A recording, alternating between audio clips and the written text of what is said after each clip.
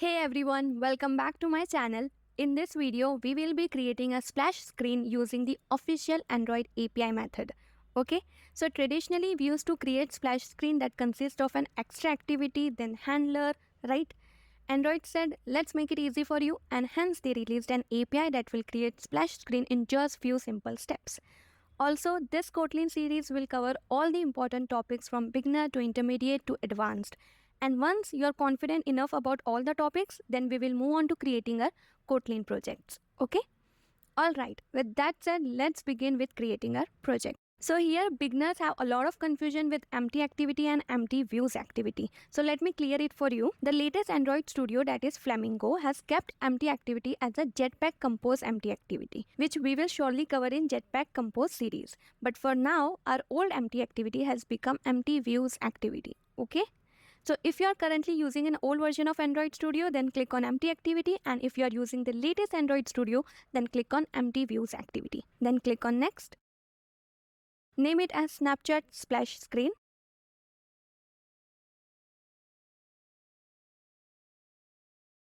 Keep everything as it is. Make sure that the language is Kotlin, and then click on finish. Close all the tabs. We will be doing everything step by step. So there are 6 steps. Let's start with our step number 1, that is adding logo into a drawable folder. So go to drawable folder, then copy your logo,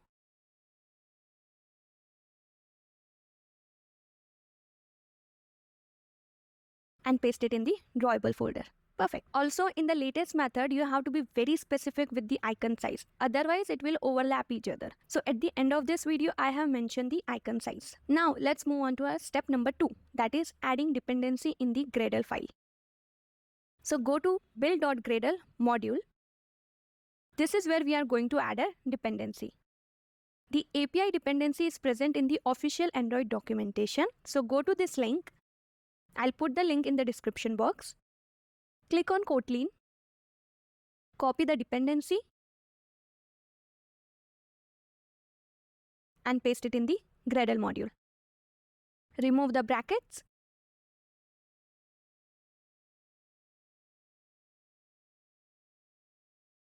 Then click on sync now. And it's done. Now moving on to step number 3, that is adding color in the colors.xml. So go to colors.xml. Press Ctrl+D to duplicate the line. Write the color name as yellow and hex code as FFFC00. Okay, as we are creating Snapchat splash screen, so we have used yellow color. Now let's move on to step number 4, that is theme, a very important step. This is where we are going to set our splash screen background as well as icon. So watch carefully. This is our parent theme, means our entire app theme. So obviously it is our main activity theme as well, right? But we can't give the same theme to our splash screen because we need a splash screen with full screen as well as background color and logo. Hence, we will create a separate style for it. Name it as theme.app.splashscreen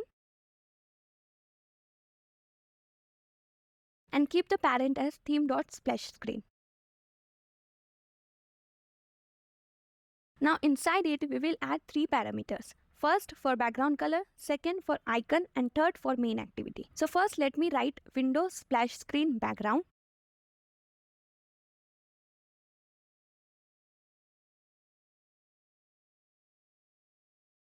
And set the color as yellow. Ctrl+D to duplicate the line.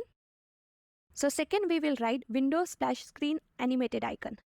You can keep an animation icon or a simple image. Anything will work. So add Snapchat logo which we stored in the drawable folder.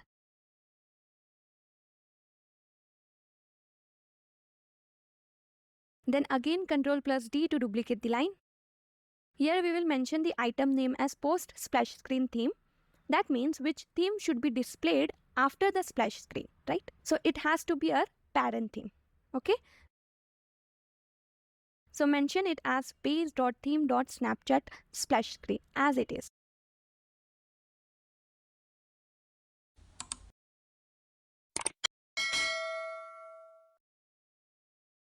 And then Now, step number 5, that is adding theme to our Android manifest. So go to androidmanifest.xml. Here we already have our parent theme, but we need to add the initial theme, that is our splash screen theme on main activity. So write theme and add the splash screen theme which we separately created, right? And done. Now step number 6 and our final step is to call splash screen. So go to main activity. So over here we have to mention two things. First is to set the duration of the splash screen, right? Like for how many millisecond it will be displayed. And second is to call install splash screen method. So make sure to write both the code before set content view. Okay. So write thread dot sleep and I'll keep it as 3000 milliseconds. You can keep as per your requirement. Okay. Then API provides us with a very easy method, that is install splash screen. So click on it and that's it. So we are done with all these 6 steps. Now let's run the app. See, it works perfectly. And also after splash screen is over, we are automatically redirected to main activity. Let me show it again.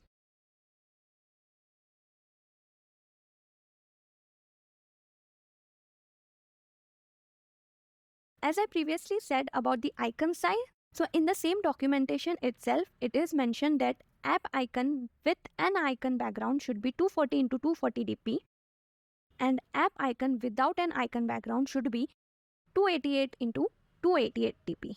Okay. So yeah, that is it for the video, and if you're new to this channel, please consider subscribing to my channel and I'll see you in the next video.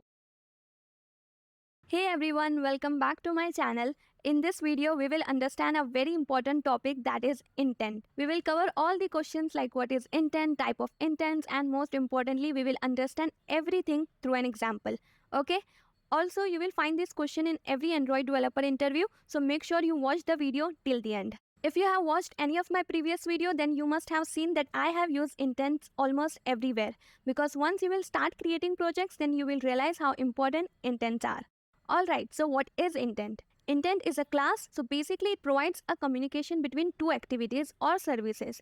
In simple words, it will redirect the user from one activity to another activity, and not only that, it also helps to pass data from one activity to another activity. So there are two types of intent. First is explicit intent and second is implicit intent. Okay, let me explain both of them in short and then I'll explain you in detail at the time of example. So explicit intent is basically redirecting from one activity to another activity within an app. For example, it's like going from sign up activity to login activity, right? Then what is implicit intent? So implicit intent is basically redirecting from one app to another app. For example, consider you are in the gallery app, okay, and you want to send one of your picture to someone. So when you click on the share button, it will provide you with multiple options of app to choose from, right? Like if you want to send that picture through WhatsApp or through Insta or maybe through Gmail, correct? So you choose WhatsApp. Now what happened over here is that you are redirected from the gallery app to WhatsApp app, right? This is a perfect example of implicit intent. So I hope it's pretty much clear to you. So now let's move on to Android Studio. This is what our default Android project looks like, right? We have a main activity and its respective activity main.xml. Now first, let's understand explicit intent example. So as I said, explicit intent means redirecting from one activity to another activity, right? So over here, we already have one activity, that is our main activity. And we need another activity as well, right? So let me quickly create it.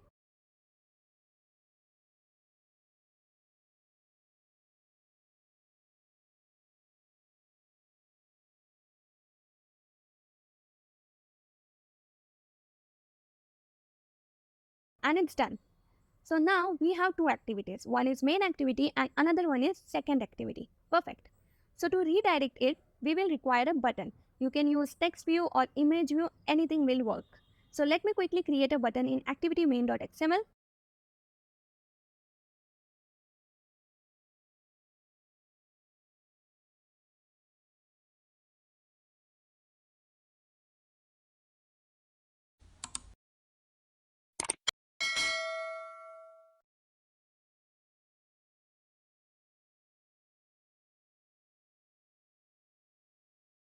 And it's done. Then let me quickly design the activity second.xml as well.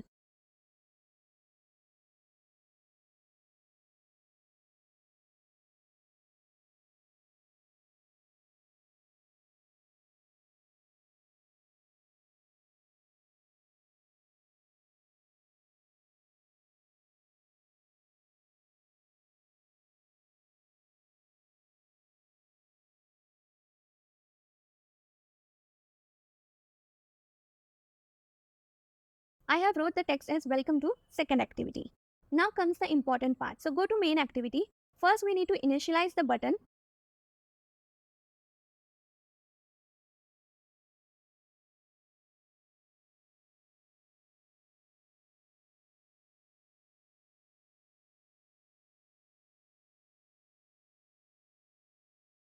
And then also if you are not aware about well and where, then let me quickly explain it. So well stands for value and it is immutable. That means the value cannot be changed once it is initialized. And where stands for variable and it is mutable. That means it can be changed. Now we need to set on-click listener on the button, which will make it clickable. So let me quickly do that.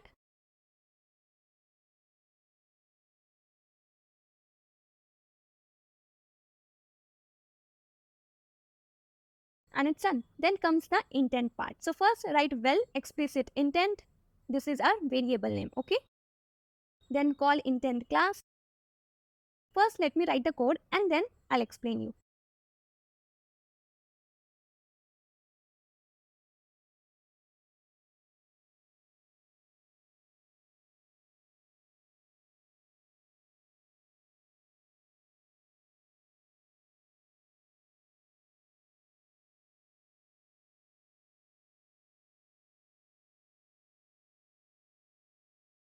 So inside the intent syntax, we have two parts. First is package context, that is this, which means the initial position or in which activity you are currently present in. So this referred to as main activity. Okay. The next we have a second activity, which means in which activity you want to go, right? So basically, I want to go from this activity to second activity. Perfect. Then use start activity method and call explicit intent. That's it. Let's run the app and see.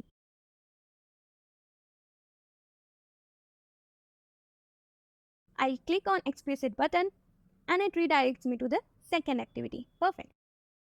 Now let me show you one more thing. So when I click on back button, it leads me to the previous activity, right? But I want that if I click on back button, it should exit the app instead of going back to the previous activity. So to do that, all you need to do is add finish method.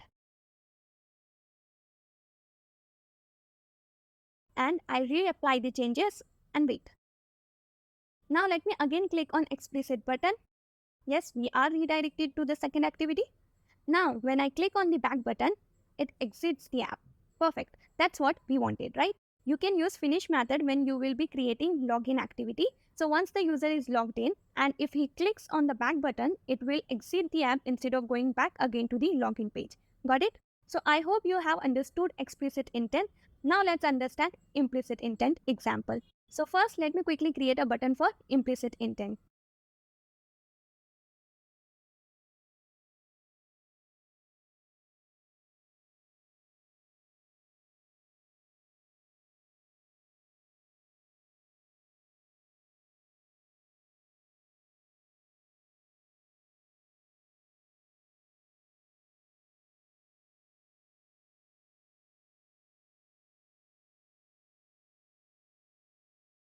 And then I have named the button as implicit button. Okay.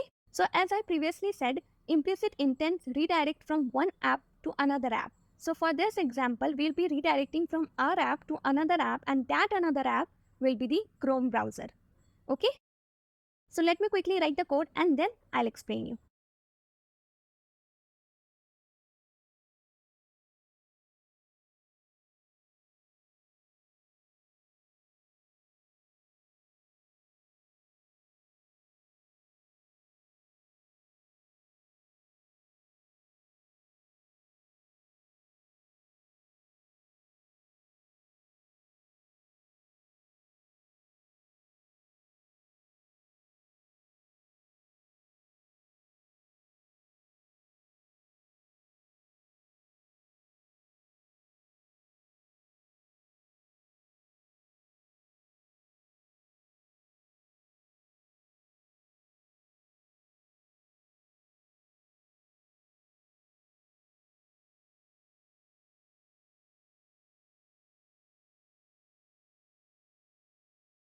and it's done.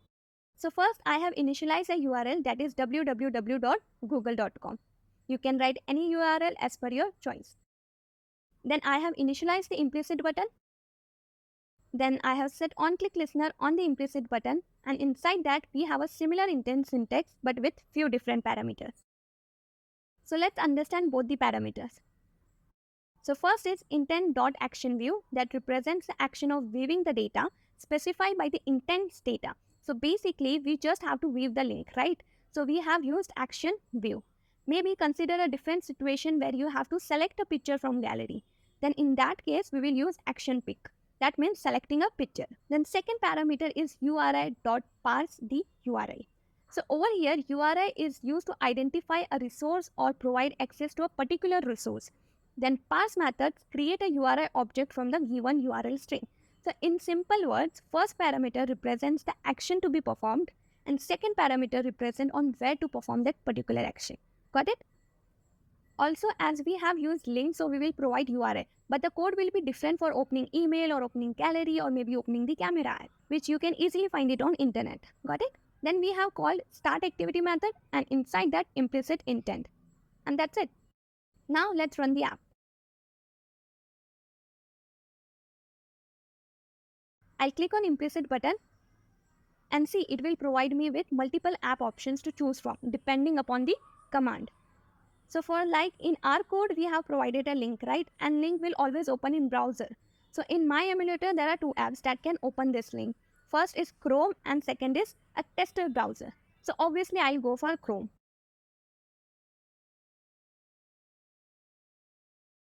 And see, google.com is opened in the Chrome browser. Perfect. So we have redirected from our app to another app that is Chrome. Got it? So yeah, that is it for the video, and if you are new to this channel, please consider subscribing to my channel and I'll see you in the next video. Hey everyone, welcome back to my channel. In this video, we will create a simple list view. As this series will cover all the important topics from beginner to advanced in Kotlin. So initial topics might sound very easy to you, but I believe as a beginner, you should be very confident enough about the basics. Then only you will be able to understand intermediate and advanced topics. Okay?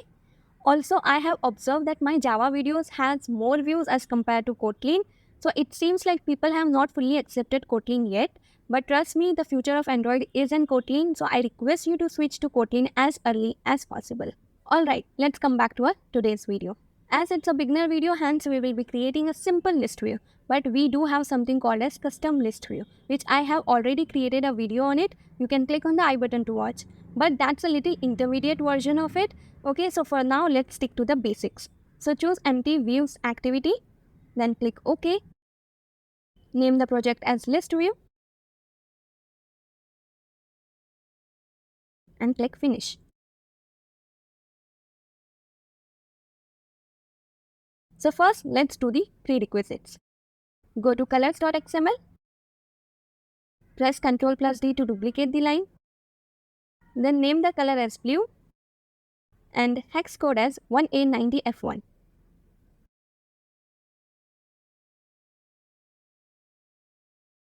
And done. Then go to strings.xml. I'll change the app name to do list. And done. Then go to themes.xml. Change the parent from no action bar to dark action bar.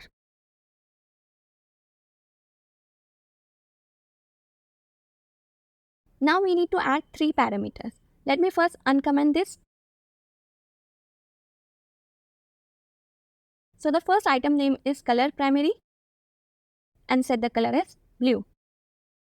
Then Ctrl+D and second item name is color primary variant. Then third item name is status bar color.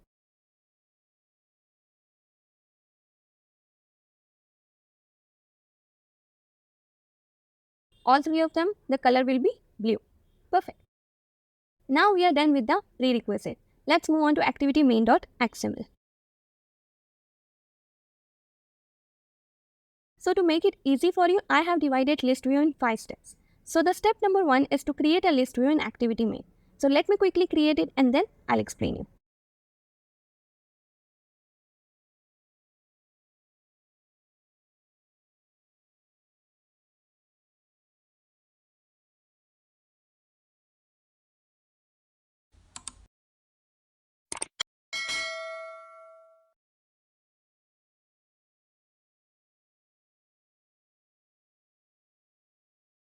and it's done. So we have given an ID as ListView, then height width as match parent. Then I wanted a little gap between the action bar and ListView, hence I have kept the margin top as 8 dp. Then lastly, all the four corner constraints, and done. Now let's go to main activity. As we are done with the step number 1, so now let's move to step number 2. Initialize the ListView variable which we just created.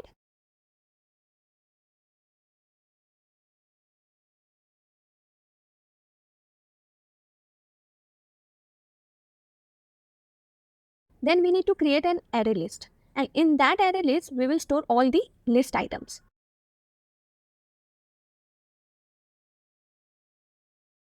So in Kotlin you just need to write array of, and inside that mention all the items.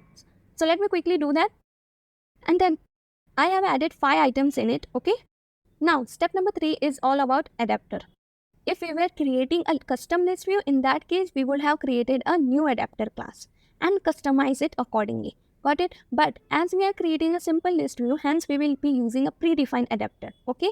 And as we are using array list, so we will go for array adapter. First, let me write the code and then I'll explain you.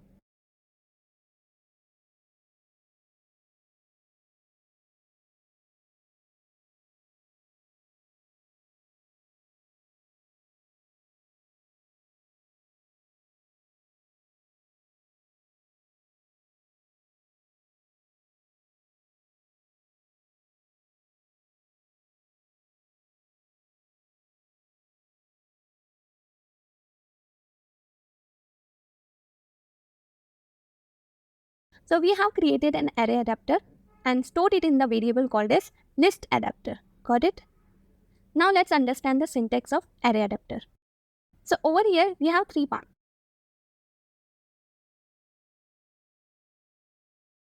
First represents the current activity which we refer to as this, means our main activity.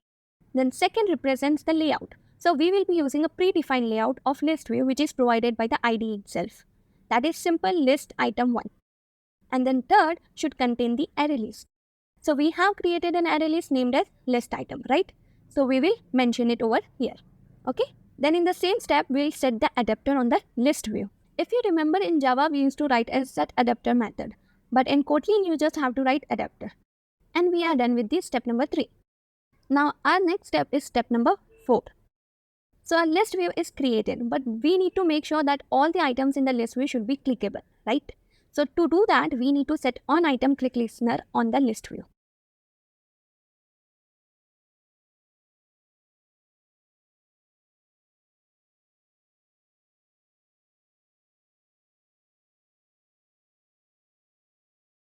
Now to make the code readable, we will rename the parameters. So adapter will become as parent, then I as position, and L as ID. Now what we will do is when the user clicks on the list item, then a toast will be shown as you have clicked on whatever the item name is. So how we will do it logically? We have few parameters over here, right? So out of which we will require 2 of them. The first is parent, means the entire list view or adapter view. And second is position, means as you're aware how array works, right? They all have their index positions like 0, 1, 2, correct? So we will store all the positions inside a variable. So let me quickly write the code and then I'll explain you.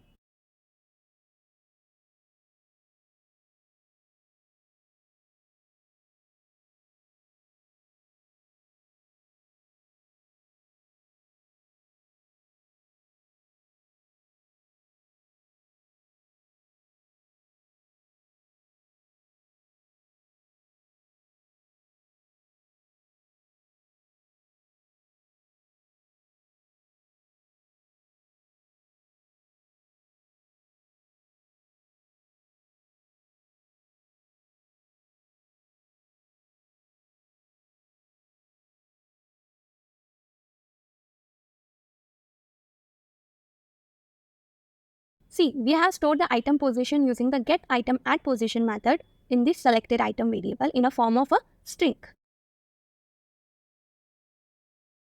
Then I have wrote a toast that you have clicked on the selected item. Now dollar is used to refer the particular position of the item. And with that said, we are done with the coding part. Now the last step, that is a step number 5, run the app. See, all the items are in the list format. So when I click on a read a book, then a toast appears, you have clicked on read a book. Perfect. So yeah, that's it. Also make sure to save the playlist because I'll be uploading new videos such as RecyclerView, Fragments, MVVM, coroutines, CRUD in Firebase, and many more. Not only that, but by the end of the playlist, we'll be creating projects such as news app, quiz app, to-do list, and many more. So make sure that you follow the playlist. So yeah, that is it for the video. If you are new to this channel, please consider subscribing to my channel and I'll see you in the next video. Hey everyone, welcome back to my channel. In this video, we will be creating a recycler view. Now, a lot of people have confusion with ListView and RecyclerView, and trust me, this is one of the most asked question in interview. What is the difference between ListView and RecyclerView? See, in ListView, we simply add items in a list format, correct? But in RecyclerView, every item is replaced or recycled with each other as we scroll down, hence the name as RecyclerView. So this was the major difference between ListView and RecyclerView. Got it? Now let's get started with the project. Name the activity as RecyclerView Kotlin. Make sure the language is Kotlin and then click on finish. First, let's do the prerequisite part. So go to colors.xml, add a new color as lavender, then hex code as 8692F7 and done. Now go to themes.xml, change the color primary as lavender and also color primary variant as lavender. Now go to strings.xml, change the app name as Android Basic Tutorials or maybe to-do list, whatever you want to keep.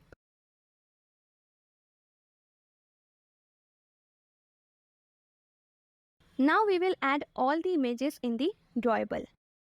So copy all the images and paste it in the drawable. And we are done with the prerequisites. Now close all the tabs. Go to activitymain.xml. Here we will add the recycler view.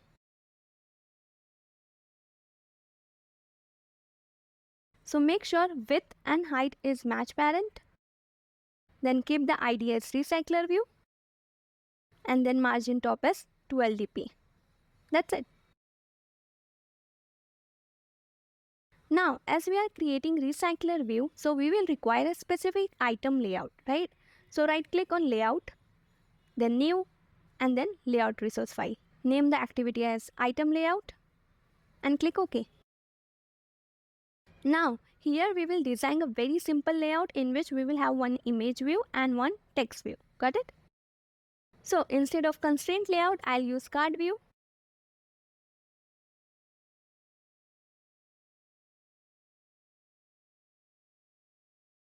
Make sure you keep the height as wrap content and add all the required attributes.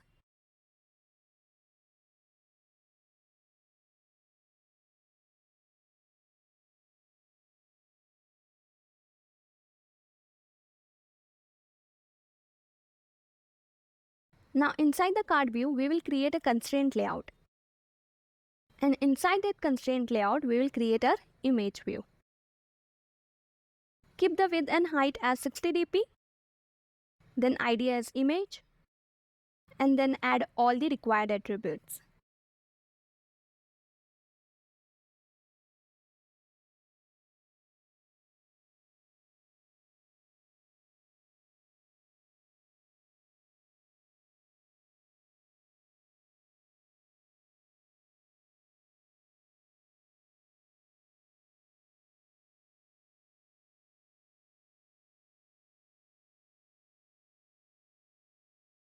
And done. Now create a text view. Keep the width and height as wrap content. Then ID as title. And then add all the required attributes.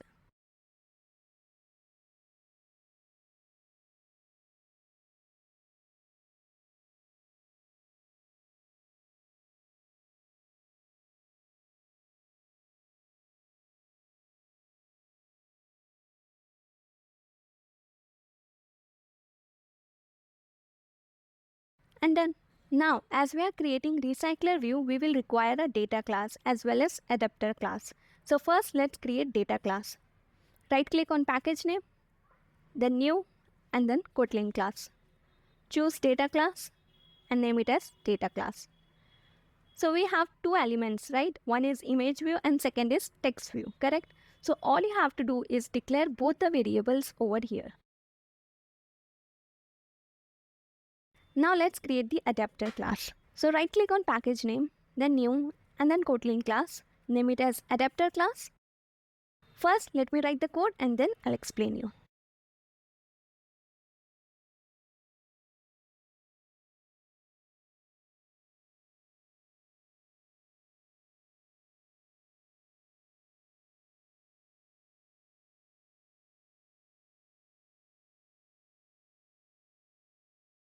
See, first we have created an array list of our data class which we created before, right? In which we have stored image view and text view, correct? All of these things will be accessed by a variable called as data list. Got it? Then in Java, we used to write extends, right? But in Kotlin, you just have to use : RecyclerView.adapter. Inside that, we have declared adapter class .viewHolder class. We haven't created it yet. So let's create it first. Click on create view holder. So basically in view holder, we attach all the elements with their respective variables, okay? Now extends RecyclerView.viewHolder, and inside that it will have item view, which is basically our view. So out of both the elements, first was image view. I'll initialize it and store it in the RV image variable.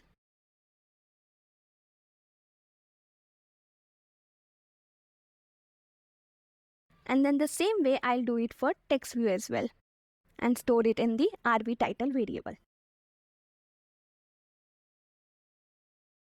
And then now we need to create three methods of RecyclerView. So click on red bulb and then click on implement members. Then select all the three members and click OK. We will shift the view holder class at the bottom. Then inside the onCreate view holder, we will initialize our item layout. So I will store everything inside the item view variable and then using layout inflator, inflator item layout.xml.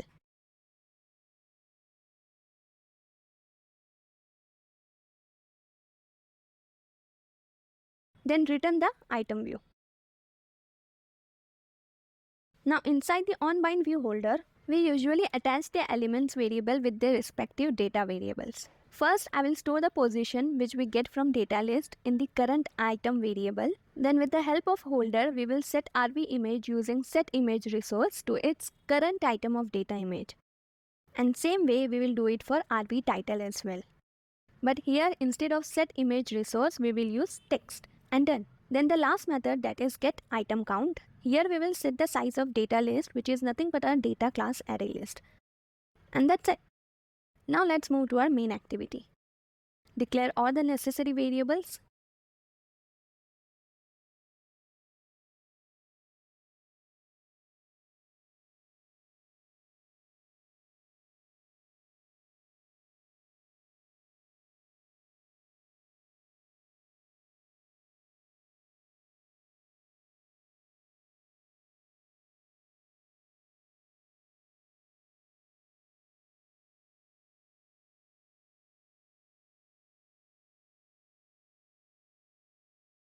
Now we will create a getData method.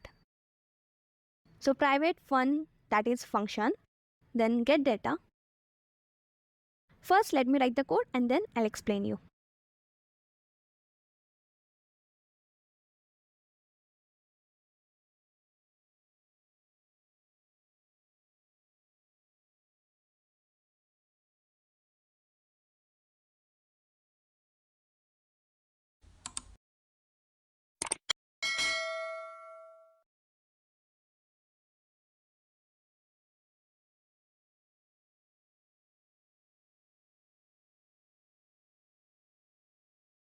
See, we have declared a for loop. Then inside that for loop, we will store imageList.indices, which means the index value of image list.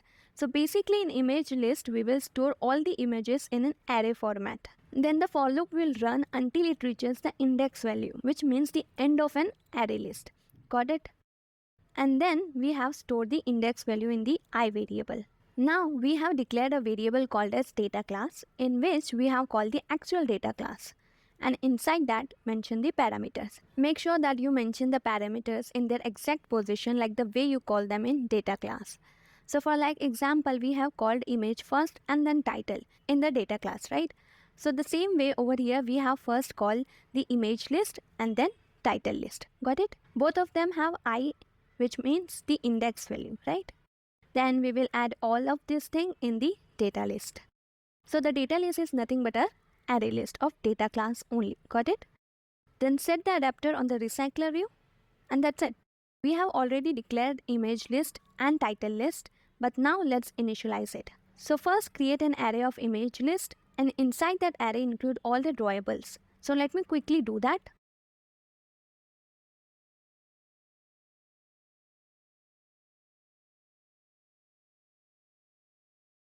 And done.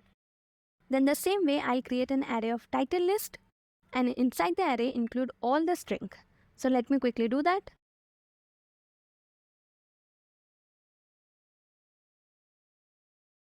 And it's done. Now lastly, we need to set up the recycler view layout. So first initialize it. Then with the help of layout manager, set it as linear layout manager. And set has fixed size as true, which means the recycler view items width and height will be same for every item. Got it? Then set an array list that contains the object of data class and store it in the data list. So let me quickly tell you what is the difference between an array and array list. So array stores fixed size of elements which is of same data type, while an array list stores dynamic elements which can be of different data types. Okay. Then lastly call the getData method, and we are done with the coding part. Now let's run the app. See, we have a recycler view. Perfect. You can make all the items clickable by using on-item click listener. I have already created a video on it, so you can click on the I button to watch. So yeah, that is it for the video, and if you are new to this channel, please consider subscribing to my channel, and I'll see you in the next video. Hey everyone, welcome back to my channel. In this video, we will be creating a spinner.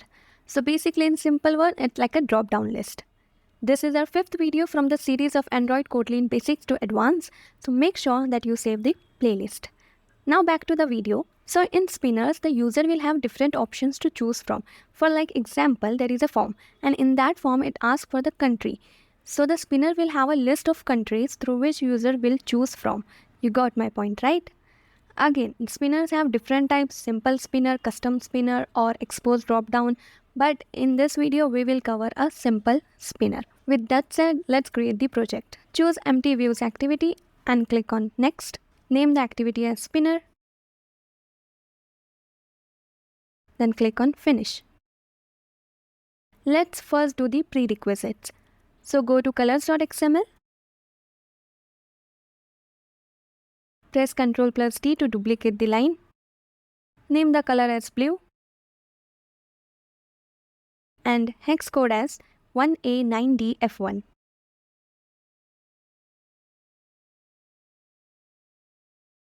Now let's go to themes.xml. This is all optional. If you want, you can directly skip to activity main.xml as well. So inside the themes, add the 3 parameters: color primary variant, and status bar color. So let me quickly do that.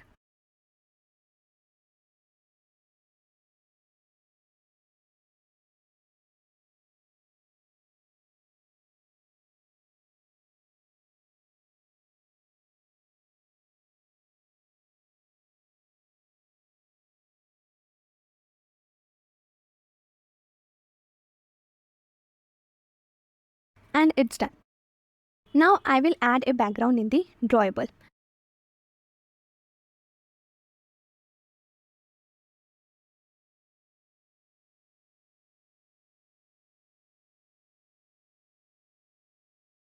I created this background in Canva just to make the app look more happening, and also to give you an example where exactly we can use spinners. Got it? We are done with the prerequisite. Now let's move on to activity main.xml.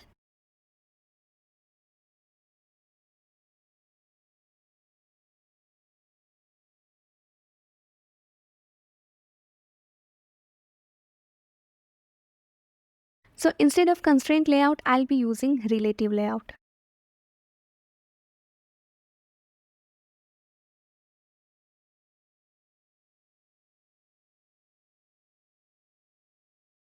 Then I'll give the padding for start as 34 dp and for end as 34 dp. Then I will add the background again. As I said, it is just for the show purpose.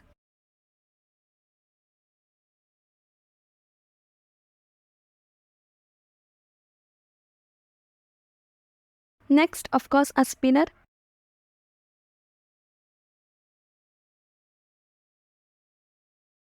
I'll give it an ID as spinner. Then margin vertical as 590 dp. And that's it.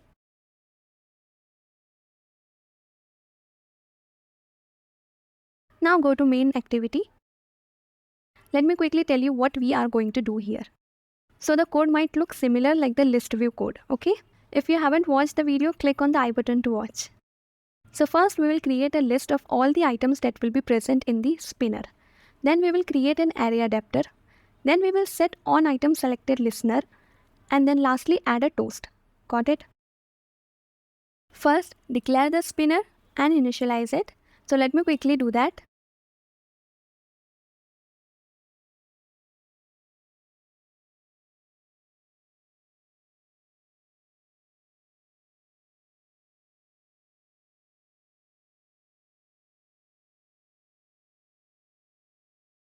And it's done. Now let's divide it in 3 steps to understand it clearly. Step number 1, to create a list. So list item equals to list of. In our previous video, we have already used array of and array list of, right? This time we will go for list of. List of is basically immutable, which means fixed size. But we do have something called as mutable list in Kotlin. That is basically the opposite of it, which means dynamic size. So let me quickly add all the items in the list and done. Now let's move to our step number 2, that is creating an adapter. Let me quickly write the code and then I'll explain you.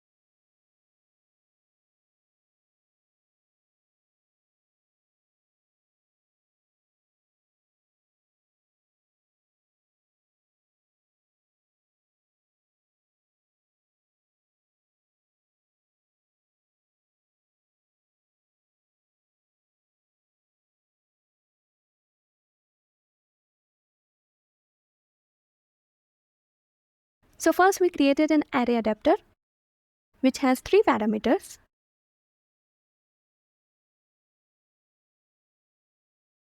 First is the context, that means our current activity, that is main activity. And how do we represent our current activity? By using this. Then we have layout. As I previously said, it's a simple spinner, but if it would have been a custom spinner, then we would have created a separate layout for it. But for now, we'll be using the default spinner layout provided by the IDE, that is simple spinner item. Then the last parameter is list items, which we just created. So I have mentioned that, okay? Next, we will set drop-down view resource on the adapter and again give it predefined layout as simple spinner drop-down item. So what is the difference between both of them? So simple spinner item is basically the layout of items present inside the spinner. And simple spinner drop-down item is the layout of drop-down itself. See, to understand more about the predefined files, you can keep the cursor on that file and press Ctrl plus Enter. It will lead you to that particular file. You can read it, explore it, but do not modify it, okay? Now let's come back to our code. Once the adapter is created, then set the array adapter on the spinner using adapter. Now our last method, that is step number 3. So let me quickly write the code and then I'll explain you.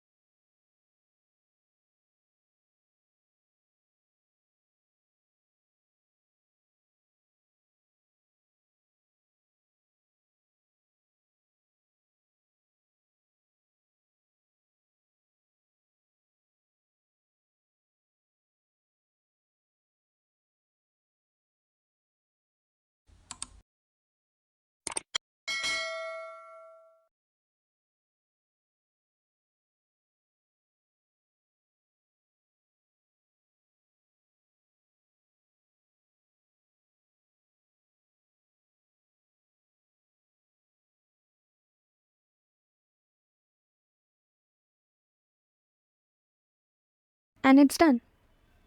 So the onItemSelected listener is an interface that defines two callback methods to be invoked when an item in the spinner is selected or when no item is selected. We will be implementing this interface using an anonymous object. Got it? Then in onItemSelected method, we have 4 parameters: parent, view, position, and ID. I have renamed it. Parent is basically the adapter view. In our case, it is the spinner. Then view is selected item view. Then position, obviously the position of the selected item.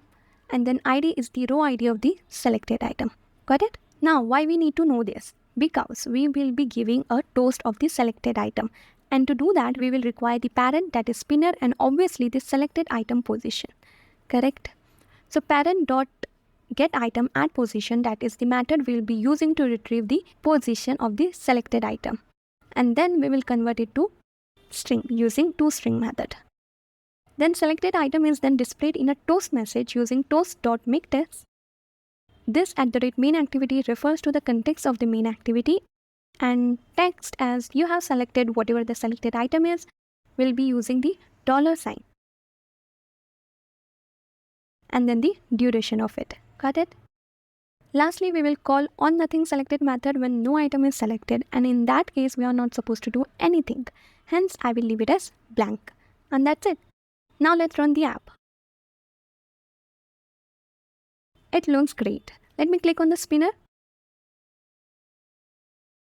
And it provides me with 4 ice cream flavors to choose from. Perfect. I'll choose maybe a mango. And see, there is a toast as you have selected mango flavor.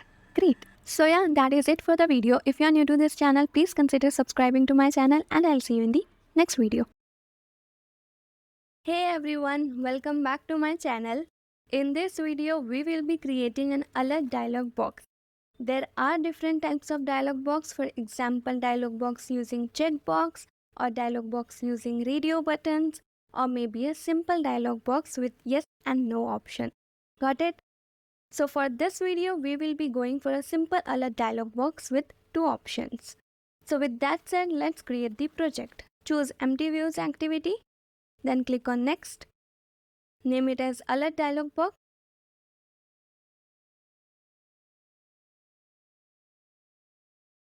And click finish. So let me tell you what exactly we are creating. So first, we will create a button, and when the user will click on that button, a dialog box will appear. Simple, right? Let's execute it. So there is no prerequisite for today. Let's directly proceed to activity main.xml. Here we will use relative layout instead of constraint layout.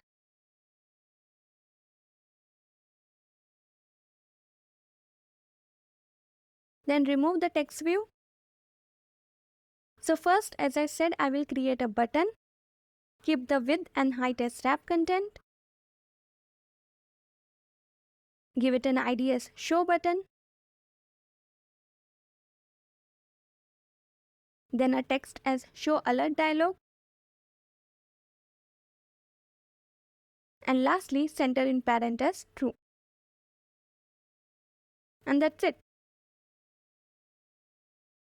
So alert dialog box is not a widget, so there is nothing like alert dialog box in the XML file, but you can create a custom dialog box using other widgets. Okay, now let's move on to main activity.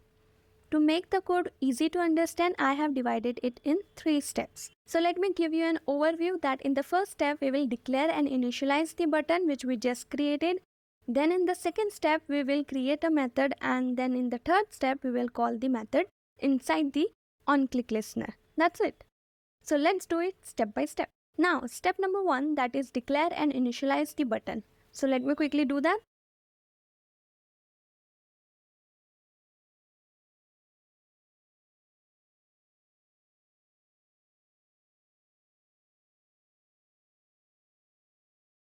And it's done. I have declared and initialized together. Okay. So we have named the variable as show button. Got it? Now, step number 2, that is to create a method outside the onCreate. We will call this method as show alert dialog. So let me quickly write the code and then I'll explain you.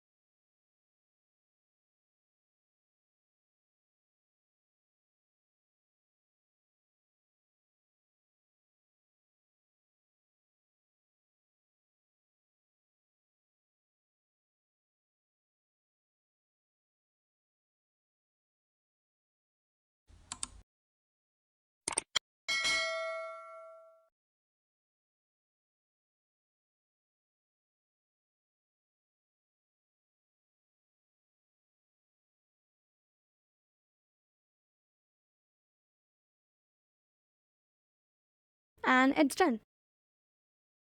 Well, builder basically creates an instance of alert dialog.builder. So builder is used to configure the properties of the dialog box. Basically, in simple language, what is present inside the dialog box. Then we will pass the parameter as this, which represents the current activity. Got it? Remember that alert dialog is different and builder is different, but they do coordinate with each other. Then with the help of set title, we have given a title as Snapchat, just the app name. Then you can write a message or any instruction using set message. Then we will have two options, that is positive button and negative button. Positive button is usually at the right side and negative button is at the left side. So dot set positive button, then I have wrote a text as yes. You can write whatever you want to. Then inside the lambda, we have two parameters, dialog and which. So dialog parameter triggers the click event, especially to dismiss the dialog box, means to make it disappear. Then which represents the identifier of the clicked button. In simple language, at the backend, it will know which button was clicked. So in this case, it is the positive button, right? But in this case, it is the negative button, correct? Now, inside the positive button, we are supposed to give some action to be performed. It could be anything, like for example, there is a dialog box that tells you to update the app. So the positive button says as update, and inside that it will have a link to Play Store. So when the user will click on that update button, then it will directly lead him to Play Store. Got it? Also, the example which I just said, is it implicit intent or explicit intent? Let me know in the comment section. If you are still not aware about, then you can click on the I button to watch. But for now, we have used a toast. So if the user will click on yes button, then it will show a toast as the app is successfully uninstalled. Then we have dot set negative button that says as no, and inside that we have used dialog.dismiss, which means the dialog will disappear. Once the builder is created, it's time to associate it with alert dialog. So it creates an instance of alert dialog by calling the create method on the builder. Got it? Then alert dialog.show will display the dialog on the screen. Now step number 3, that is to call the method inside the onClick listener. So show button dot set onClick listener, and inside that I will call the show alert dialog method, which we just created, right? And that's it. Also, once the method is created, you can use it anywhere in the code. Okay? Now let's run the app. So I'll click on the button and a dialog box appears. Great. Now we have two options over here. So first, let's say no. See, the dialog box disappeared. Now again I'll click on it. This time I'll choose yes. And see, there is a toast as you have successfully uninstalled the app. Perfect. So yeah, that is it for the video. If you are new to this channel, please consider subscribing to my channel, and I'll see you in the next video. Hey everyone, welcome back to my channel. In this video, we will be creating fragments. But before proceeding with that, first we need to understand what is fragment and what is the difference between fragment and activity. So fragment is a part of an activity which represents a portion of UI on the screen. In simple language, there is one activity, and inside that you can have multiple fragments. It's kind of like a sub-activity. Then the main difference between a fragment and an activity is that an activity represents a single screen, while a fragment is a portion of an activity. Also, fragment has its own life cycle as well. So whenever an interviewer asks any question about fragment, then always explain it with an example. Like you can say the same process happens at bottom navigation and navigation drawer, right? Only the fragment container is replaced with each other, while bottom navigation and navigation drawer remains as it is. So in this video, we will be creating two buttons. So when the user will click on the first button, it will lead him to the first fragment. And if the user will click on the second button, it will lead him to second fragment. Simple, right? This is a simple fragment project just to give you an idea of how fragment actually works. Also, there are multiple ways to create fragment, like with the help of navigation component or fragment transaction, or maybe using a frame layout. Okay, but for this video we will be going with a very common way, that is using fragment transaction with fragment container view. With that said, let's create the project. Choose empty views activity, then click on next. Name it as learn fragment, and then click on finish. Let's do the prerequisites. So go to colors.xml, press Ctrl+T to duplicate the line, name the color as blue and hex code as 1A90F1.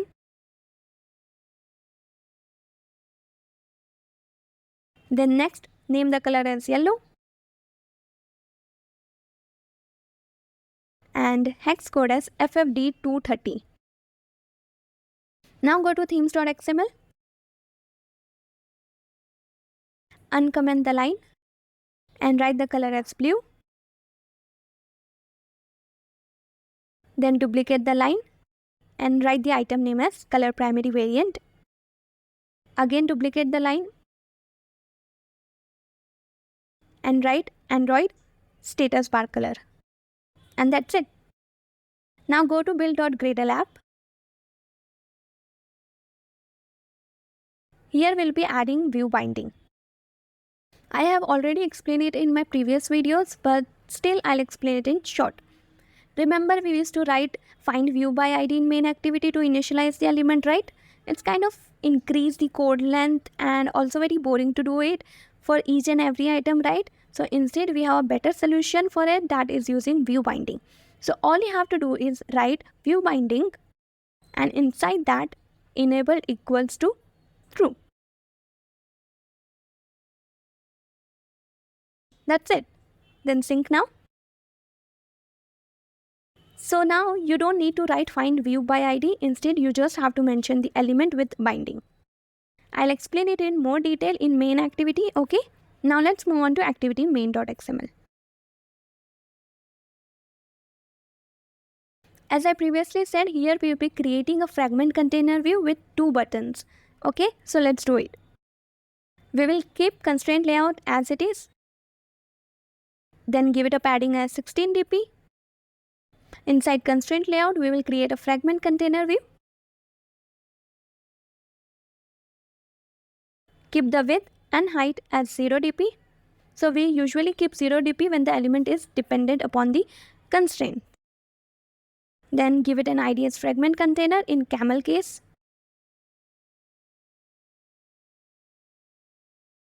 Then add all the necessary attributes.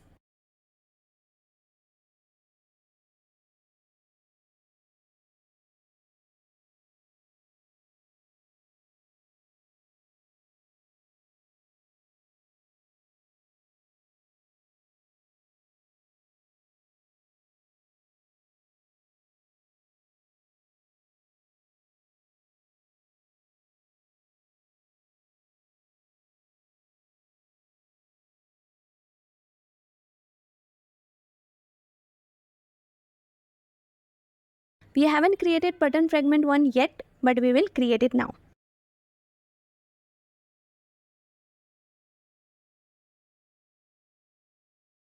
So keep the width as 160 dp and height as 60 dp.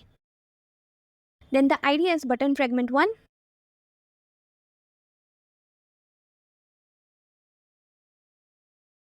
And add all the necessary attributes.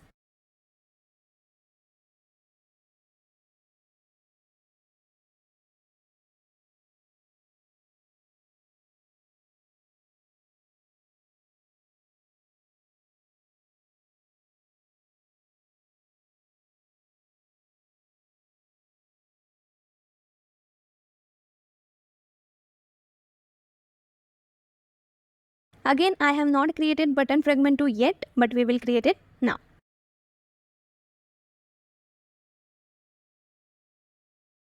Keep the width and height as same as previous button. Then give it an ID as button fragment 2.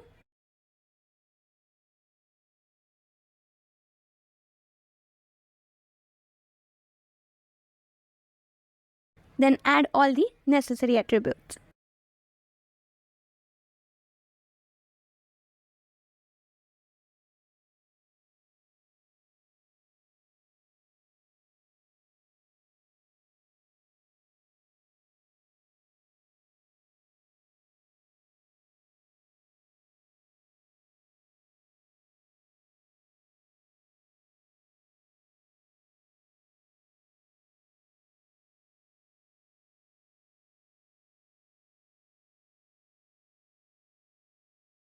And it's done.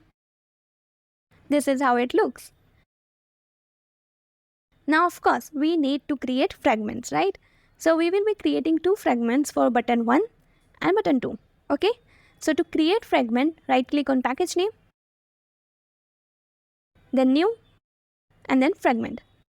Choose blank fragment, name it as fragment 1, and click finish. Similarly, let me create fragment 2 as well.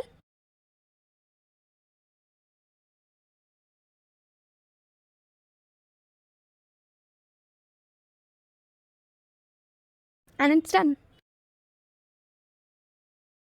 Now we don't have any operations to be performed on fragment, right? So we will just redesign it and remove all the unnecessary code, okay? So let me quickly do that.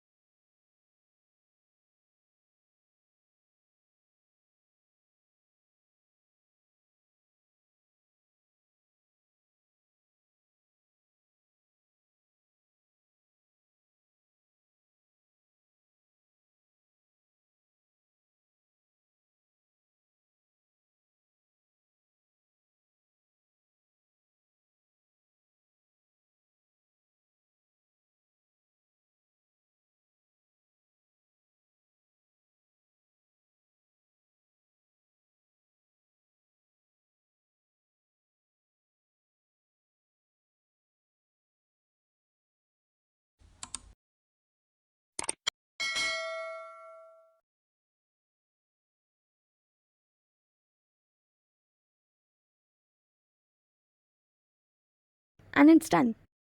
Then, as I said, we will remove all the unnecessary code. So go to fragment1.kt.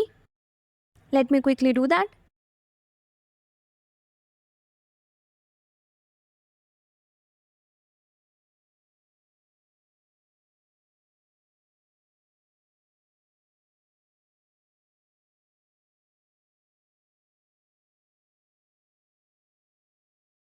See, I have removed most of the code except on create view method, okay?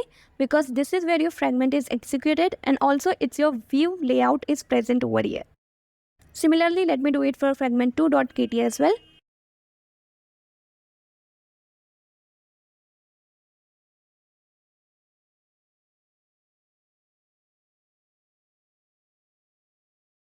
And it's done. Now go to main activity. This is where we will attach our fragments with their respective buttons. So I have divided it in 4 steps.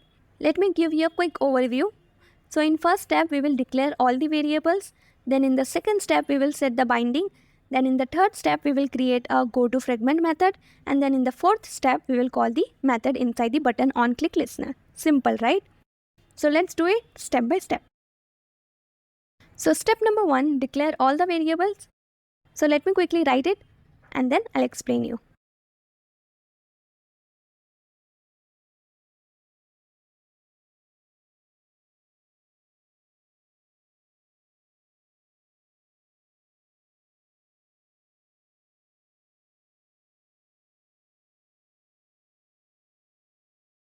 See, we have used 2 variables. First is fragment manager and second is binding. So fragment manager is a class that is responsible for performing tasks on the fragment, like replacing the fragment, removing the fragment, or maybe adding a new fragment. All of this thing is handled by fragment manager. Got it? Then activity main binding. So I'm currently in which activity? Main activity, right? Hence it will be activity main binding. Now consider that I am currently in login activity, okay? So it will be activity login binding. You are getting my point, right? So it completely depends upon the activity name or the activity in which you are. Students usually do mistake over here that they are in login activity and writing here as activity main binding. That is incorrect, right? Now, step number 2, set the root binding. First, we need to initialize the binding. So write activity main binding dot inflate the layout inflator, means it will fetch the layout. Then set content view. Inside that, I'll write binding dot root, means it will fetch the root layout. Got it? Root layout has every element present inside it. Okay. Now coming to step number 3, that is our main step. Here we will create a method which I'll name it as go to fragment.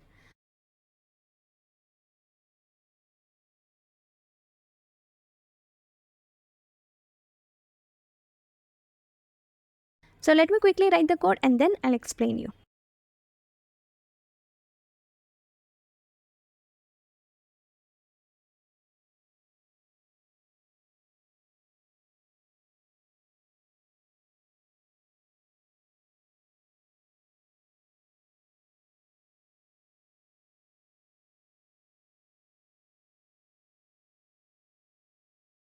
And it's done. So we previously declared fragment manager, right? So here I have initialized it using support fragment manager.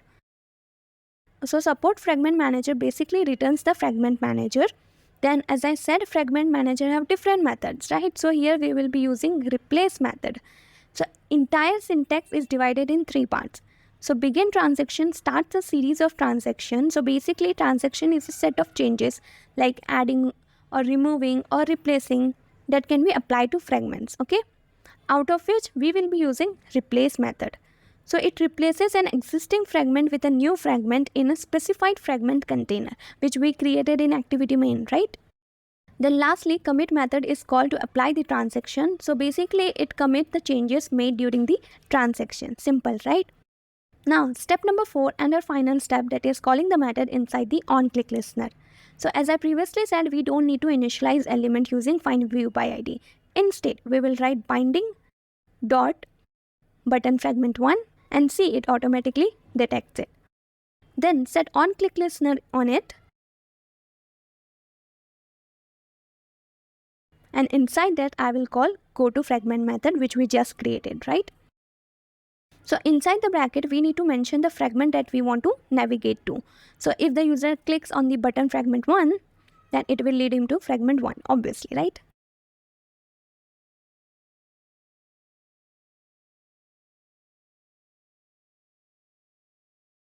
Similarly, we will write the code for button fragment 2 as well.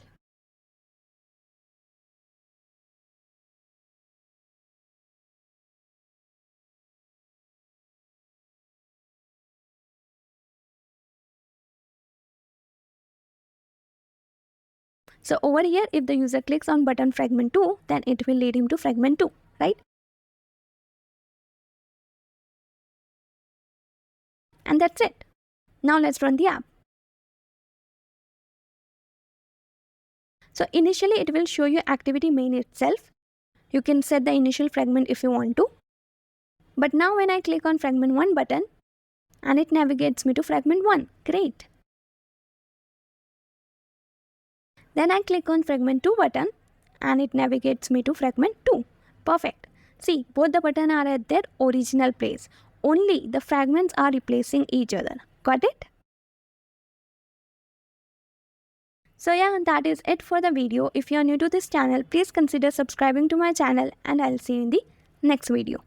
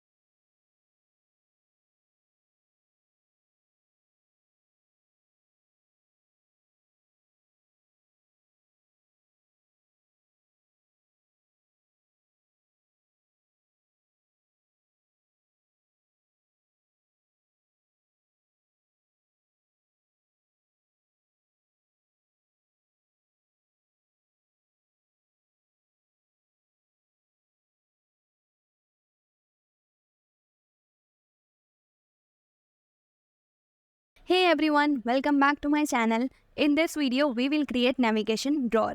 You already know how navigation drawer looks, right? It opens at the right side of the screen consisting of multiple fragments.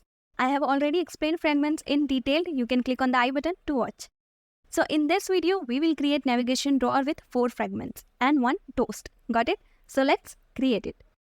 See, now we do have a predefined template of navigation drawer. It's already created, so it is going to be a little confusing for beginners. Hence, we will create it from scratch. So choose empty views activity and click next. Name it as navigation drawer.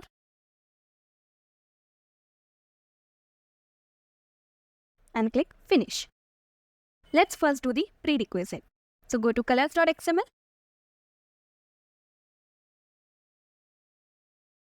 Press Ctrl+D to duplicate the line. Name the color as blue. And hex code as 1A90F1. Then go to strings.xml. Over here, we need to add 2 strings, which will act as a command for navigation drawer. So first is open navigation drawer.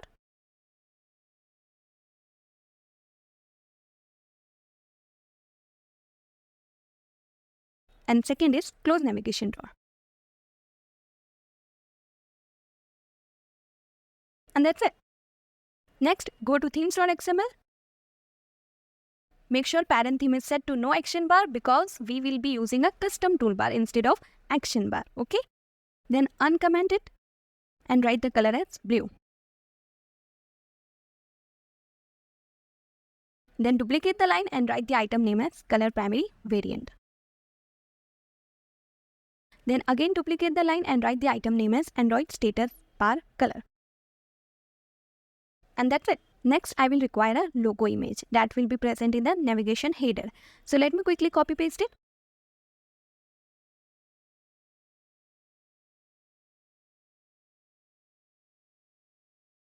And done.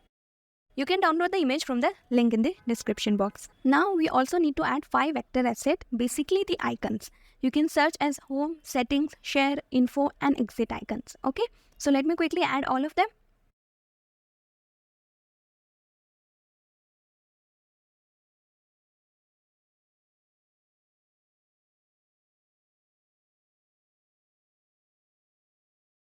And done. Now all the prerequisites are done. Let me close all the tabs.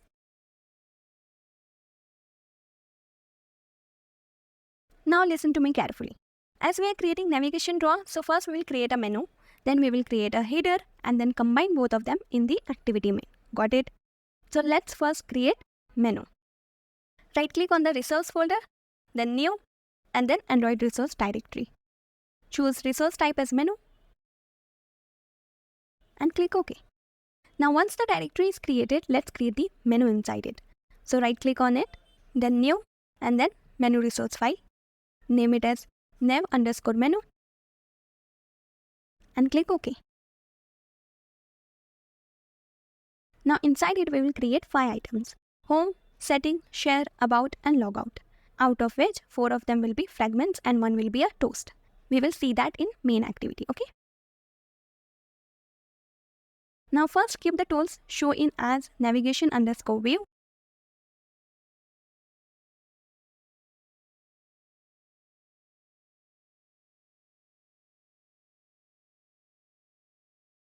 Then we will create a group and in that group we will have 4 items in it. Okay.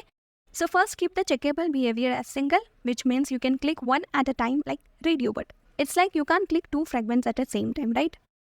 Then as I said, we will have 4 items in it. So write item and inside that keep the ID as nav_home and icon as home.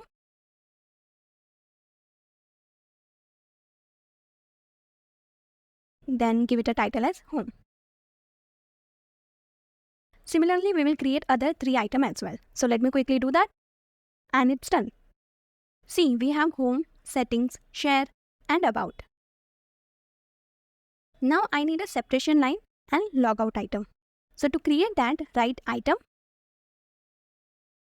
and inside that write title, but keep it as blank. That will act as a separation line. Then inside the item we will create a menu And then inside that menu, we will create a logout item. So write item, give it an ID as nav_logout. Then icon as exit. And lastly, title as logout. And that's it. This is how it looks. As I said, this is just the menu. Now we need to create navigation header. So right click on layout folder, then new, and then layout resource file. Name it as nav_header. Choose the root element as linear layout and click OK. Now inside the header, we will have one image that will be our logo and two text that will be our name and email. Got it? So let's create it. As it's a header, so I'll keep the height as 176 dp. Then I will give the background color as blue. You can keep a background image as well if you want to. Then add all the necessary attributes.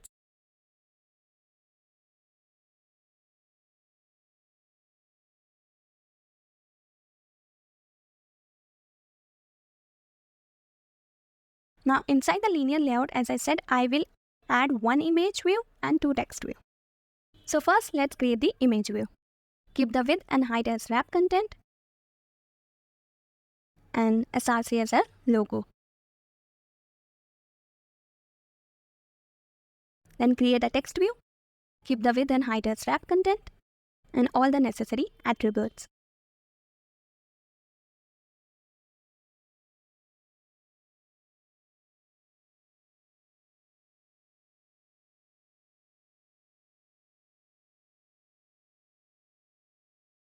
Then again create a text view. Add all the necessary attributes.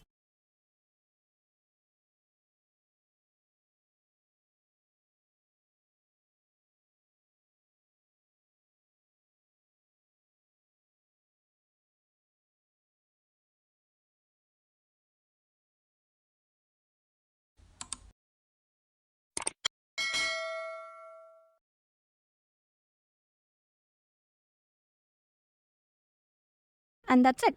Our header is created. Now, as I said previously, we will combine the menu and header in activity main. So let's do it.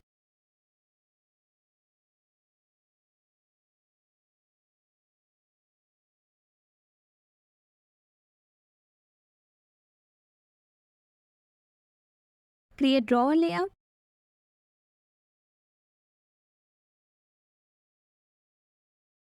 Then give it an ID. Keep fit system windows as true, which means it sets the padding of the view to ensure that the content does not overlap the system windows. Okay. Then keep the open drawer as start, means it will be at the right hand side of the screen. Got it? Now we have to create three things. First is the custom toolbar, second is frame layout, and third is navigation view, where we will combine menu and header. So first, let's create custom toolbar. But we will create it inside the linear layout. So let me quickly create the linear layout.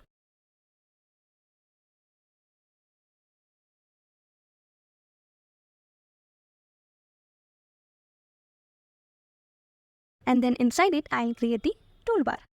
As I said, we are not using action bar. Instead of that, we will be using toolbar. So keep the width and match parent, and height will be as same as action bar's height, that is 56 dp. Give it an ID as toolbar and add all the necessary attributes.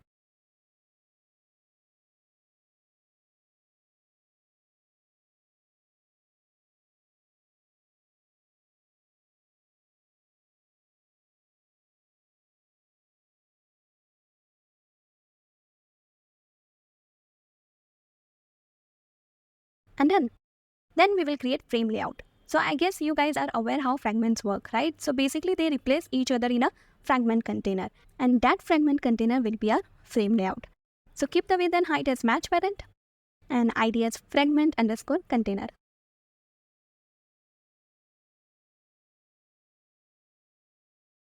Now outside the linear layout, we will create navigation view. So let me quickly create navigation view.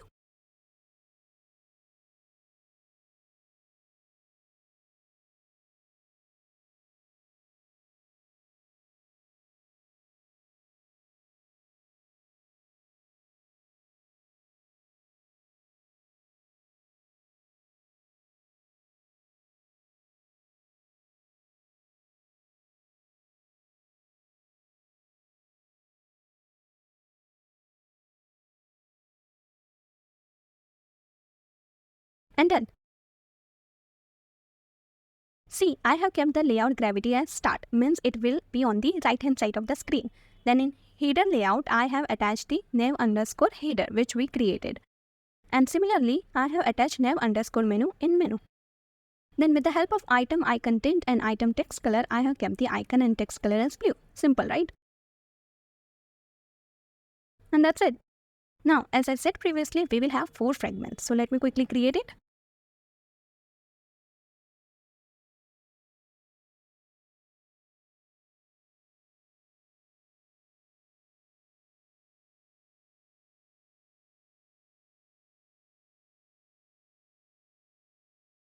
And it's done. Now, just for the show purpose, let me quickly customize all the fragment layouts.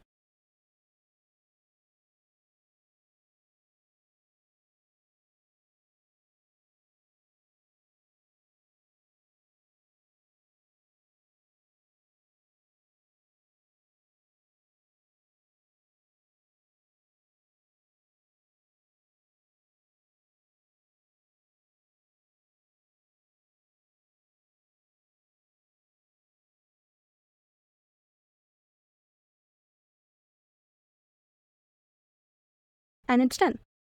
Next, let me quickly remove all the unnecessary code from the fragments.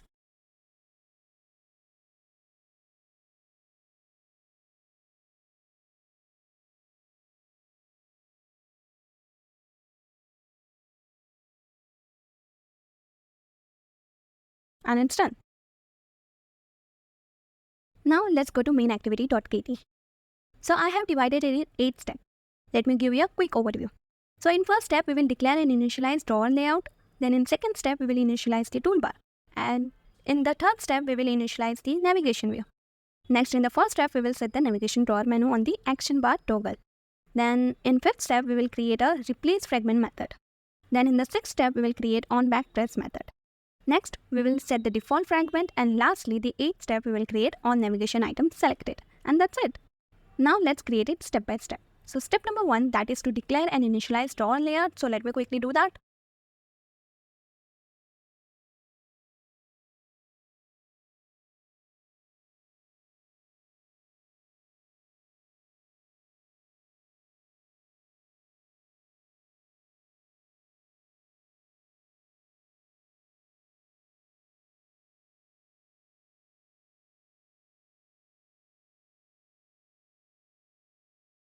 And it's done. Next, step number 2, initialize the toolbar.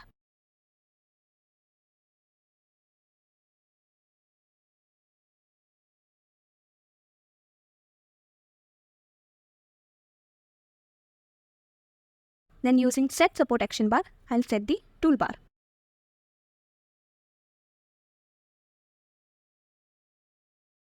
Then step number 3 is to extend on navigation item selected listener. So write comma, navigation view dot on navigation item selected listener. And then over here, initialize the navigation view.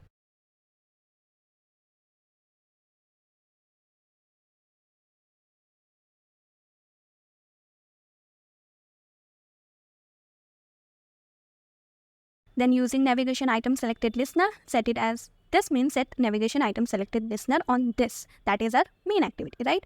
It will sit on the navigation view. Then step number 4, here we will create a toggle.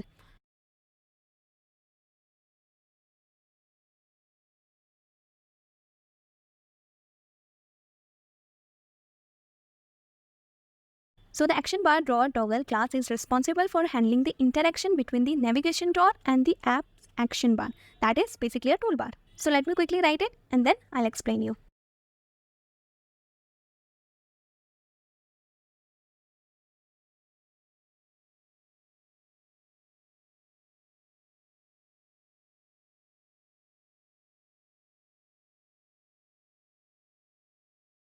See, this refers to as main activity.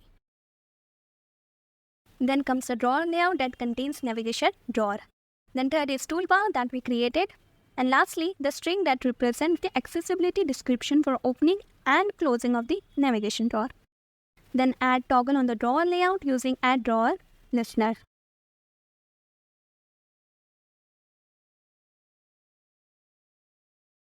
And lastly, sync the state.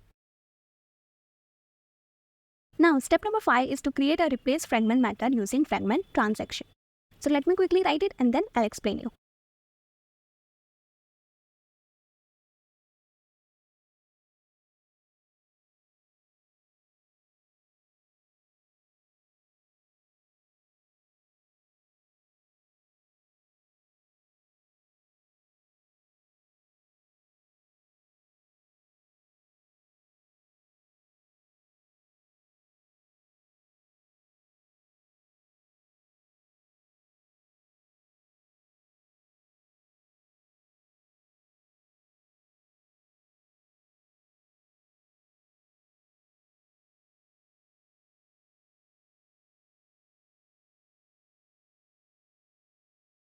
Now see, we have declared fragment transaction and initialize it as support fragment manager, which basically is responsible for managing the fragments within an activity. Then it begins the transaction. Then transaction.replace specify the replacement of current fragment with the new fragment. Remember, we created frame layout whose ID was fragment underscore container. That is what we are using over here. Then transaction.commit basically applies the changes to the fragment container. And that's it. We will be using this method in on navigation item selected for replacing the fragment with each other. But before that, let's move to step number 6. That is to handle on backtrace. So let me quickly write the code and then I'll explain you.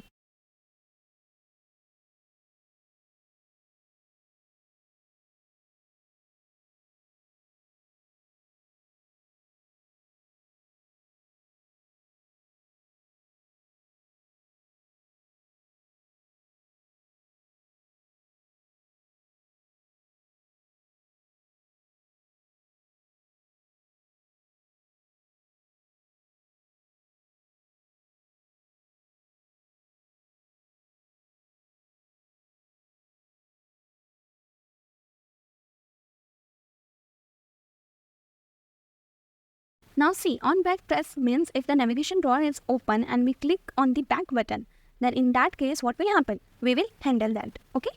So if the drawer is open and we click on the back button, then it will close the drawer. Got it? Else means if the drawer is not open and we click on the back button, then in that case it will exit the app. Got it, right? Now step number 7, here we will set the default fragment. So whenever we open the app, first fragment should always be our home fragment. So to do that, the first we will write if saved instance state is equal to null. Means there is no previous data is saved. Means the app is killed, then in that case it will replace the fragment using our replace fragment method which we created before, right? Also set the checked item as nav home, that is basically our menu item, right? Set checked item means it should point at it.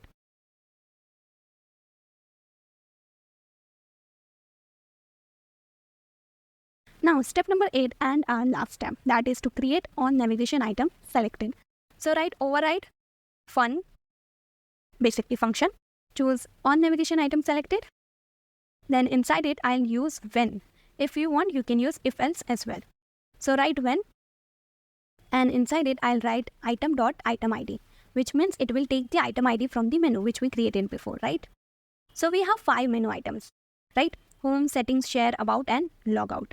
So inside that we write r.id as nav home and give it an arrow operator. So basically arrow separates the condition from the execution part. Like in this case, nav home is the condition and replace fragment with home fragment is the execution part. Got it? Similarly, let me do it for other 3 items as well. And done. Last item is nav logout. In this case, I have not created any fragment. Instead, I will throw a toast. So write toast.makeText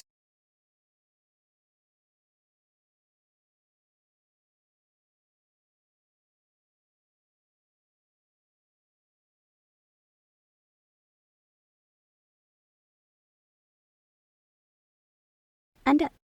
So basically when you will click on the logout item, it will throw a toast as logout. Simple, right? Then lastly, I'll close the navigation drawer, means once the user has clicked on the fragment, it will automatically going to close the navigation drawer. And then return through. That's it. We are done with the coding. Now let's run the app. initial fragment is set to home fragment. Then I click on menu and see how beautiful it looks. We have header with image and to text. Then we have 4 fragments. Let me click on it. And see, we are in setting fragments. Perfect. Let me try other as well.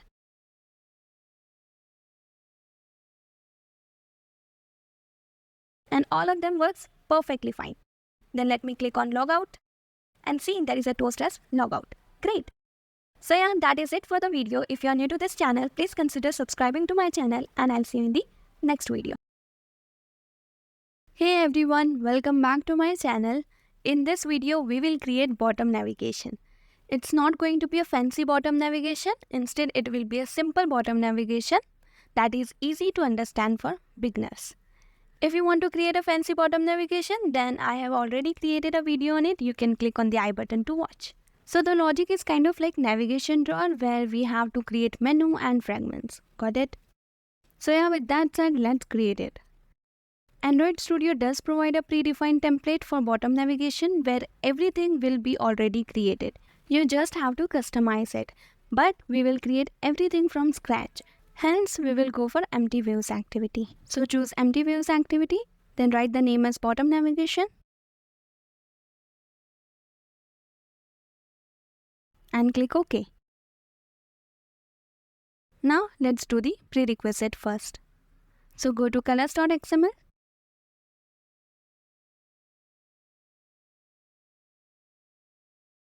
Press Ctrl+D to duplicate the line. Name the color as blue. And hex code as 1A90F1. Again, duplicate the line and write color as yellow. And hex code as FFD230. Now go to themes.xml. Uncomment this line. And write the color name as blue. Then add another line and write the item name as color primary variant. Then again add another line and write the item name as Android status bar color.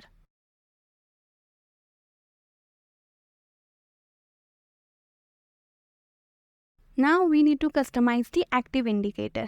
See, if you're using the latest Android Studio, that is Flamingo, so in that version by default it's material bottom navigation. And in material design, they have something called as active indicator. Means when you are in the current fragment, then an indicator will be shown. Now that indicator by default is in gray color. Okay. So I am customizing it to yellow color. Simple, right?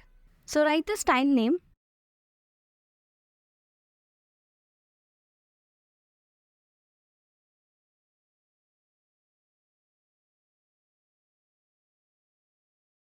Then give the parent as widget, material 3, bottom navigation, active indicator.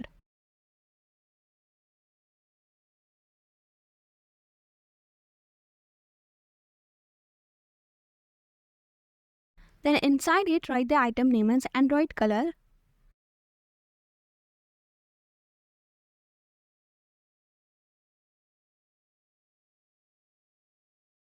And give the color as yellow.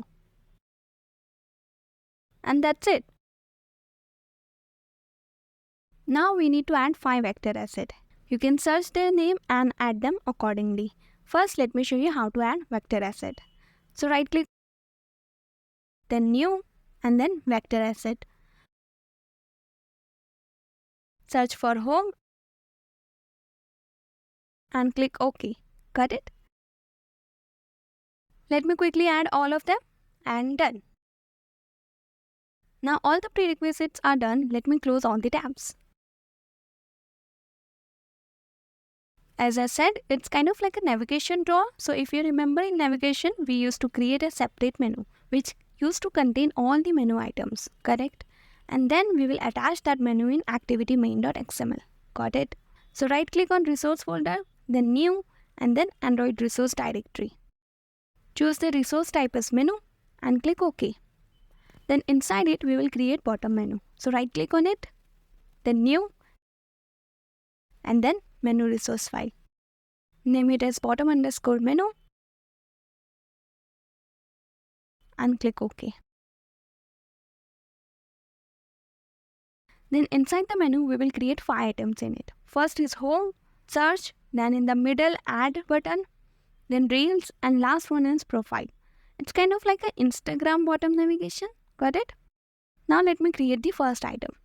So write item, then give it an ID as bottom underscore home,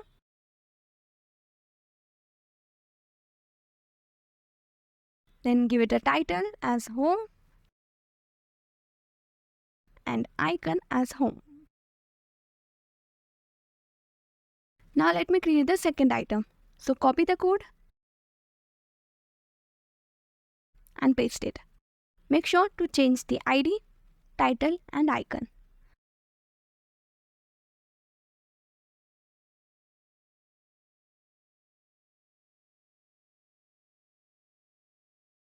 Similarly, I will create remaining 3 items as well. And done. Now see, we have a home, search, add, reels and profile. And that's it. This is how it looks.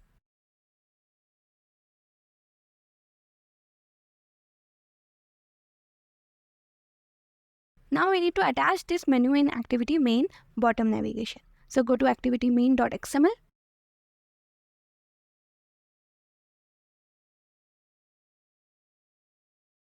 Remove text view. Now listen, whenever we have to deal with fragments, we have to create frame layout or fragment container, which will replace each other when we click on the button. Got it? So write frame layout, keep the width and height as match parent, then give it an ID as frame container,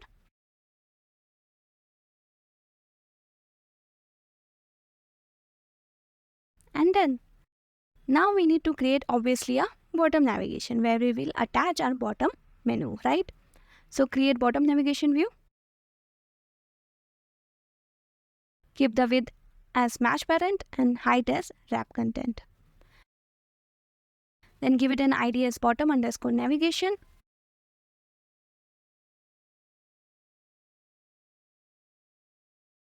Constraint it start and bottom to parent.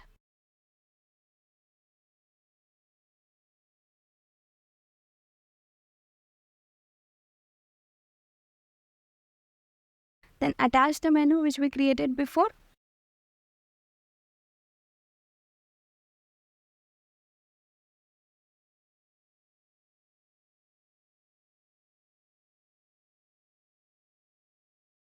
Give the background as blue.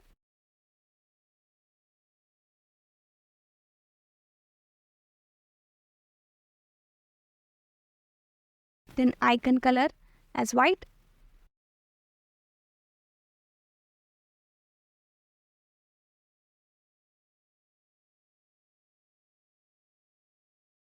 And text color as white.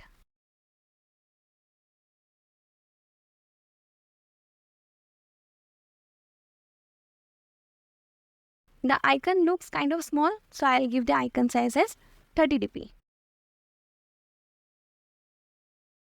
Now we will give the active indicator style.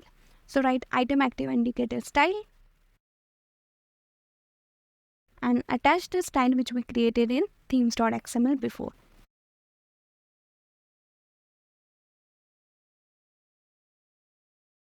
And that's it.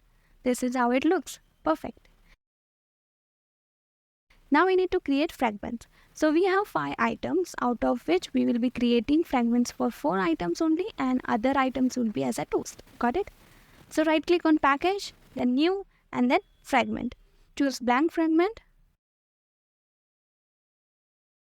Write the name as home fragment and click OK.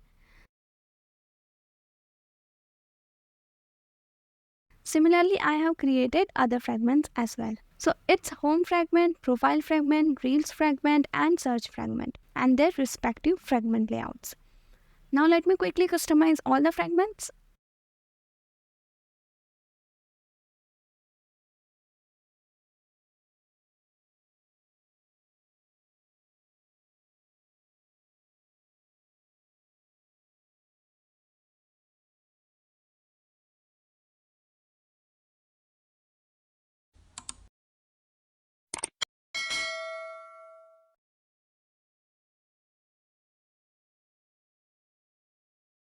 and it's done.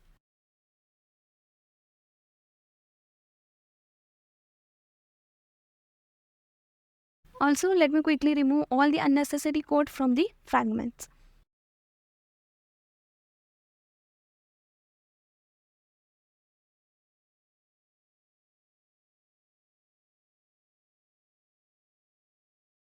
And it's done.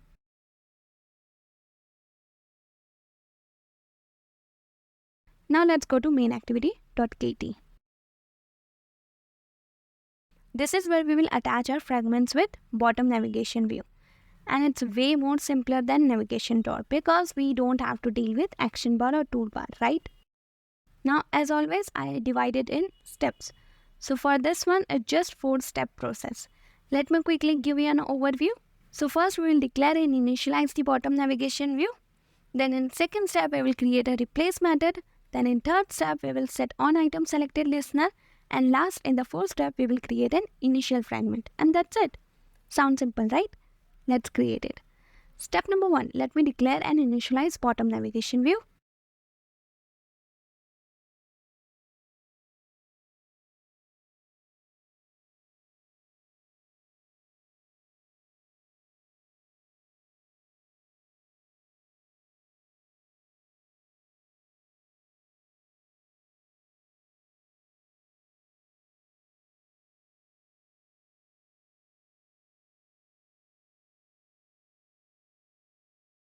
And it's done. Now step number 2, create a replace fragment method. First, let me write and then I'll explain you.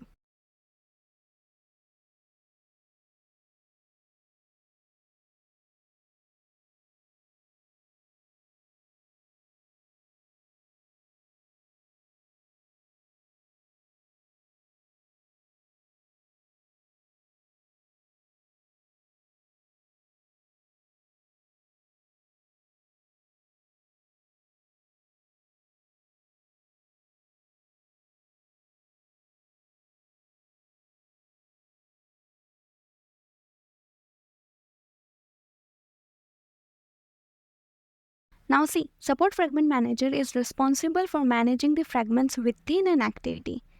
Then begin transaction is different kind of transaction like adding the fragment, removing the fragment or replacing the fragment, out of which we have used replace method. So replace specify the replacement of the current fragment with the new fragment. Remember we created frame layout whose ID was frame container.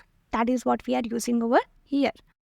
Then commit basically applies the changes to the fragment container. And that's it. Simple, right? Now, step number 3 is to set on item selected listener. So write bottom navigation view dot set on item selected listener.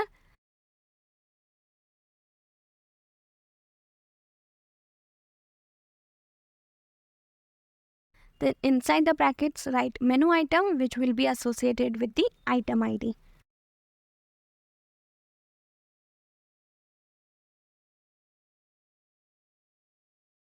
Then instead of if else we will be using when. So basically it's like when you will click on home button it will lead you to home fragment. Got it? So inside when, as I said, menu item will be associated with item ID and this item is present in bottom menu.xml. Now inside the when we will write the item ID as r.id.bottom home.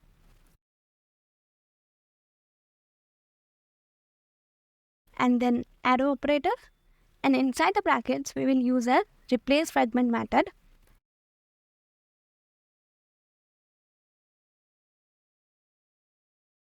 And replace it with home fragment. And lastly, write through. That's it.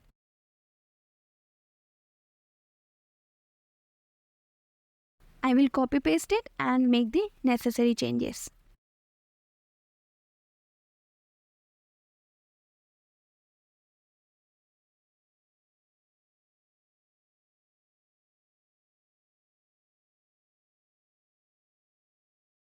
Then I will create bottom add.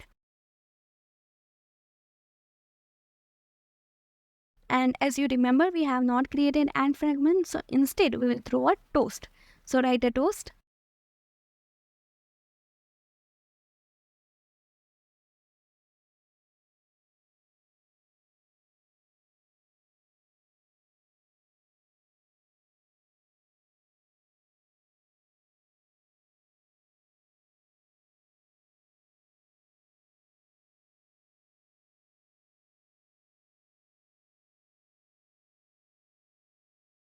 So when you will click on it, you will through a toast as upload image and video. Simple, right? Then I'll create for other remaining items as well. We have added reels and profile as well. Then else as false.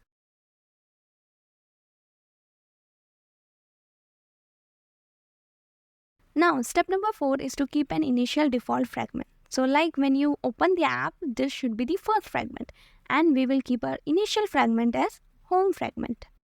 So write replace fragment as home fragment, and that's it. We are done with the coding. Now let's run the app. See, initial fragment is home fragment. And see, this is the indicator I was talking about. As we have customized it, hence it is in yellow color. Otherwise, it used to be by default in gray color. Then I will click on all the other fragments. And it's working perfectly fine. Now let me click on the middle button, that is our add button. And see, there is a toast. Perfect. So yeah, that is it for the video. If you are new to this channel, please consider subscribing to my channel, and I'll see you in the next video.